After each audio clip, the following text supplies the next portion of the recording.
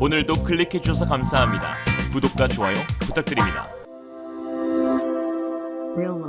중국 경제가 급속도로 붕괴되고 있습니다. 최근 중국의 저명한 경제학자인 휘진거 베이징대 교수는 중국 정부의 강압적인 제로 코로나 정책에 따른 경제 악화 상황을 지적했는데요. 그 내용이 가히 충격적입니다. 살펴보면 올해 코로나 확산 사태의 심각성은 우한 때보다 10배 이상, 경제 성장률은 30년 만에 최악인 2%도 힘든 상황이라고 하였습니다. 특히 올 들어 경제 활동에 차질을 빚은 인구가 2억 6천만 명에 달하고 경제 피해액은 18조 위안 3,400조 원이나 된다고 하는데요.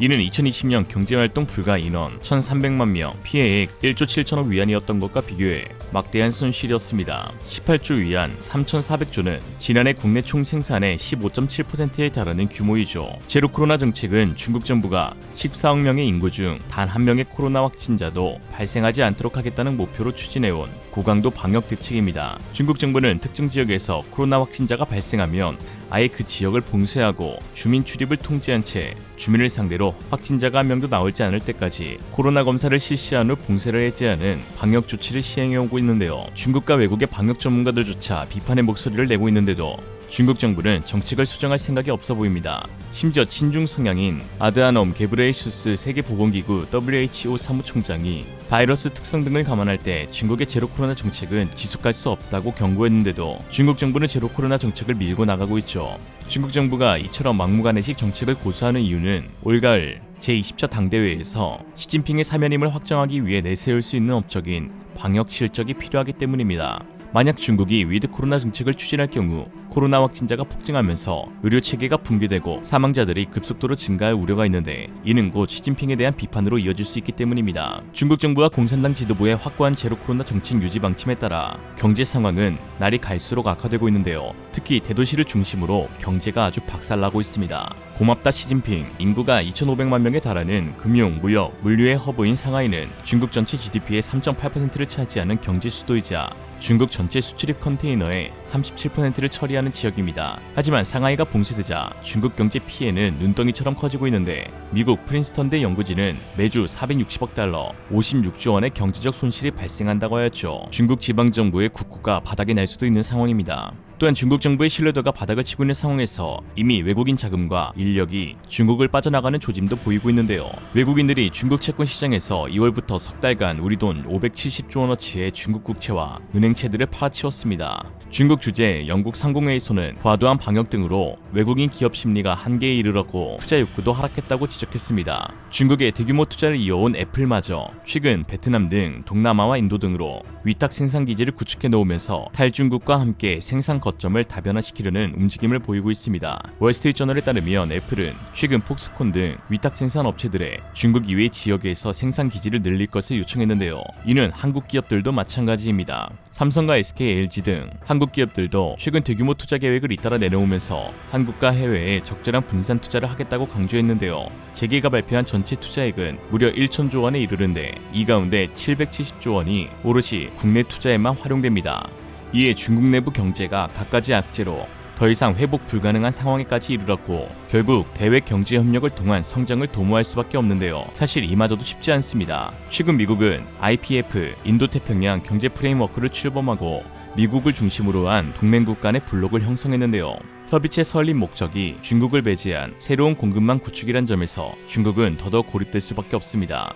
IPF는 그동안의 다자간 경제협력 체제와는 차이가 있는데요. FTA는 상대국 간 관세를 낮추어 자유로운 무역을 하자는 데 초점이 있었으나 IPF는 관세에 관한 논의가 없고 오히려 공급망 확보에 주안점을 두고 있습니다. 즉 참여국들을 세계의 공장이라 불리는 중국 없이 안정적인 공급망 확보를 유지할 수 있게 되었다는 것이고 중국은 그동안의 경제 성장의 큰 축을 감당하던 세계의 공장 지위를 박탈당하게 되는 것이죠. 또 고맙다 시진핑. 중국도 이에 대해 지나름 대비하는 모습을 보이고 있긴 한데요. 바로 남태평양을 공략하는 것이었습니다. 지난달 26일부터 중국 외교부장인 왕이는 남태평양 8개국 순방에 나섰습니다. 피지에서 솔로몬 제도, 키리바시, 사모아, 피지, 톤가, 바누아투, 파푸아뉴기니, 니우에, 쿡제도, 미크로네시아 등 10개국 외교장관과 회의를 하였는데요. 중국이 남태평양 10개국에 수천만 달러 규모를 지원하고 이들 국가와 자유무역 협정을 추진하기 위해 노력 중입니다. 현재까지도 어마어마한 돈을 풀어 공적개발 원조를 제공하거나 대규모 투자 등을 약속하였는데 중국은 바누아투, 파푸아뉴기니 등의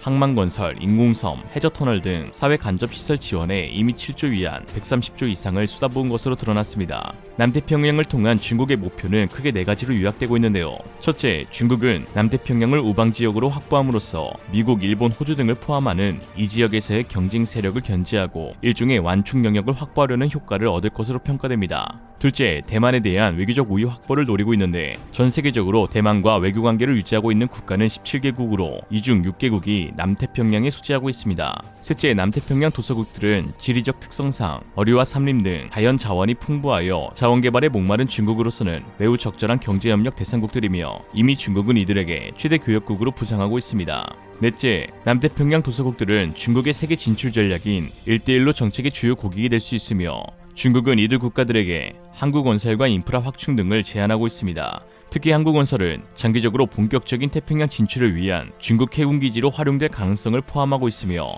바누아투는 중국이 상정하고 있는 하와이까지 확장된 제3도련선과 기존의 제2도련선을 연계할 수 있는 지점에 위치하여 전략적 이점이 매우 높은 요충지이죠. 이처럼 중국은 막대한 돈을 쏟아부으며 애를 쓰고 있는 상황인데 최근 중국에 충격적인 소식이 전해졌습니다. 왕이가 동분서주, 남태평양 국가들을 다녔지만 결국 협정 체결이 불발된 것인데요. 일부 국가가 협정으로 미중 갈등이 격화해 남태평양 지역 안보가 불안정해질 것을 우려했기 때문입니다. 앞서 데이비드 파누엘로 미크로네시아 대통령은 최근 다른 태평양 섬나라 지도자들에게 중국의 구상이 불필요하게 지정학적 긴장을 고조시키고 지역 안정을 위협할 것이라며 협정을 지지하지 않겠다고 밝혔습니다. 파누엘로 대통령은 이 협정에 대해 잘하면 신냉전 시대, 최악의 경우 세계대전을 불러올 위험이 있다고 경고하기도 했는데요. 그러면서 현재 중국과 1대1로 협약을 맺은 국가들은 심각한 부채 위기에 놓여 있다며 불보듯 뻔한 결과에 계획 없이 달려드는 것은 불나방과 같은 우매한 행동이라고 비꼬았습니다. 실제로 친중 국가로 알려진 파키스탄은 중국의 인프라 개발 사업인 1대1로 프로젝트에 참여하면서 외채가 눈덩이처럼 불었습니다. 블룸버그에 따르면 4월 물가는 전년 동기 대비 13.37%로 스리랑카에 이어 아시아에서 두 번째로 가파른데요. 1위인 스리랑카도 1대1로 피해국으로 1대1로를 하면 망하는 걸로 달러 대비 루피아 가치는 현재 사상 최저치를 기록 중이며 외환 보유고는 103억 달러, 약 13조 2,400억으로 2달간 수입 품목을 지불하며 끝나는 수준입니다. 파키스탄 의회는 지난달 10일 경제난을 해결하지 못한 책임을 물어 임란칸 총리의 불신임안을 통과시켰는데요. 칸 총리가 물러난 지 하루 만에 야당 대표였던 셰바즈 샤리프 전 펀자브 총리가 새 총리로 선출되었습니다. 이런 상황 속에서 파키스탄에서는 연일 거센 반중 시위가 일어나고 있고 중국인을 향한 공격도 빈번하게 발생하고 있습니다. 지난달 파키스탄 남부 신두주의 카라치대에서 중국 공짜학원으로 향하던 승합차가 폭발하는 사고가 있었는데요. 이날 사고가 발생한 지역은 분리주의 무장반군과 이슬람 극단주의 조직의 활동이 잦은 곳입니다. 이들은 중국과 파키스탄 정부가 이 일대에서 진행하는 중국의 1대1로로 인해 현지 자원을 뺏기기만 할 뿐 도움이 되지 않는다며 중국인들에 대한 반감을 거침없이 드러내고 있는데요. 지난해에도 1대1로 프로젝트의 일환으로 진행 중이던 발루치스탄주의 한 고속도로 건설 현장으로 향한 중국인 탑승 차량이 공격을 받았고 다수댐 건설 현장에서도 중국 인부들이 공격을 받기도 했습니다. 이제 중국은 아무리 불러봐도 친구가 없는 개똥벌레가 되었는데요. 개똥벌레야 미안해. 벌써 수천조를 날려버린 중국은 더 이상 돌이킬 수 없는 파산의 길에 들어서고 있습니다. 한편 이런 상황 가운데 최근 보도에서 결국 중국이 미국을 뛰어넘는 경제 대국이 된다는 소식이 전해져 충격을 주고 있습니다. 그럼 한번 알아보겠습니다. 보도에 따르면 중국 경제가 2039년에는 미국을 뛰어넘는다고 합니다. 제가 잘못 봤네요. 17년 기사를 보니 중국이 32년에 뛰어넘는다고 합니다. 또 잘못 봤습니다. 15년도 기사를 보니 2030년에 뛰어넘는다고 합니다. 또 잘못 14년도엔 2028년에 뛰어넘는다고. 아니 2020년에 알고 보니 2018년에 뛰어넘어야 했는데요. 씨발 너네 뭐하냐? 그만 알아보죠. 이상으로 리얼리즘이었습니다. 여러분의 생각은 어떠신가요? 현명하고 지혜로운 여러분의 의견을 지금 댓글에 남겨주세요. 감사합니다.